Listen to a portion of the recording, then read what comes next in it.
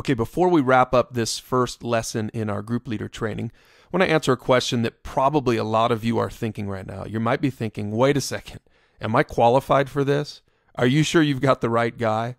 You know, a lot of people feel like this shepherding thing, this discipling thing is only for the ministers. It's only for the pastors. I want to say this. The biggest roadblock to disciple making is the lie that average people are not qualified to do it. I mean, let's think about this. Jesus himself commanded this.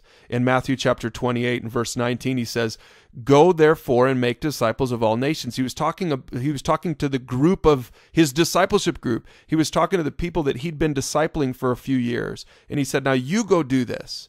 They were fishermen and average people. And he says this, teach them to observe all that I've commanded you. So he commissions them. He says, go do this. And by the way, I'm going to be with you all the time. Don't worry about it. So if Jesus commanded it, don't you think we should be able to do it? He wouldn't command us to do something that he wouldn't empower us and equip us to do. So you can do this. And later on in the New Testament, Paul describes this in Ephesians chapter 4, starting in verse 11. He says this. He says, listen, Jesus gave the apostles, the prophets, evangelists, shepherds, and teachers. He says he gave what he's saying here is the sort of the official ministry leaders. You know, he gave us to do this. Look at what he says in verse 12. He gave these people, the professionals, he gave them to the church to equip the saints for the work of the ministry. So who's supposed to be doing the work of the ministry? The saints. Average, everyday people. This is how God designed for it to happen. And look what he says in verse 13. And then we do this ministry until we all attain maturity. So look at what happens in these verses 11, 12, and 13. The professionals, you know, maybe if you're thinking those are the pastors, that's fine. So the pastors are there in your church to equip you to do ministry. And notice what happens. Once you do ministry, once you start shepherding people, once you start discipling people, then you become mature. See, what Paul's describing here is what we're going to call the maturity myth. The maturity myth is this.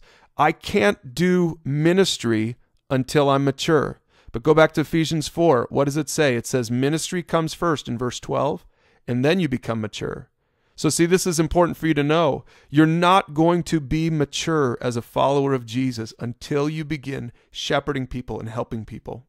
Okay, so let's go back to our definition of discipleship.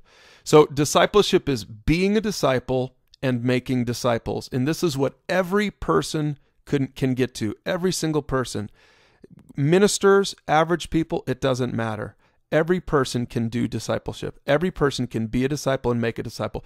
So let's talk about qualifications. First of all, you have to be a disciple. And what I want to say is this, that the question you should ask right here is, are you humbly following Christ? And are you submitted to his word?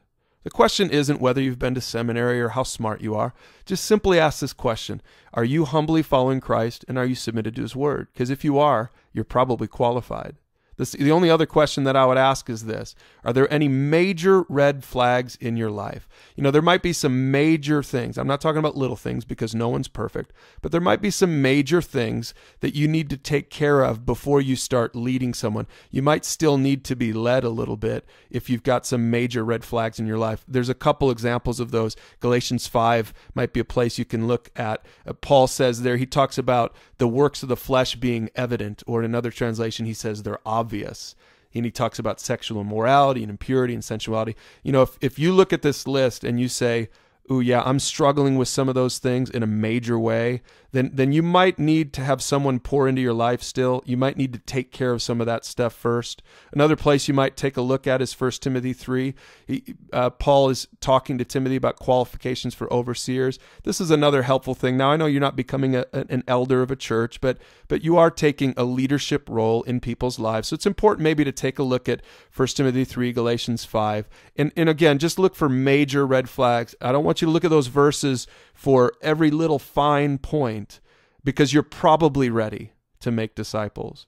Now, there might be a couple major red flags that you need to talk about first. But most of you, I bet you just simply have to not let the maturity myth keep you from making disciples. Most people are ready to do this.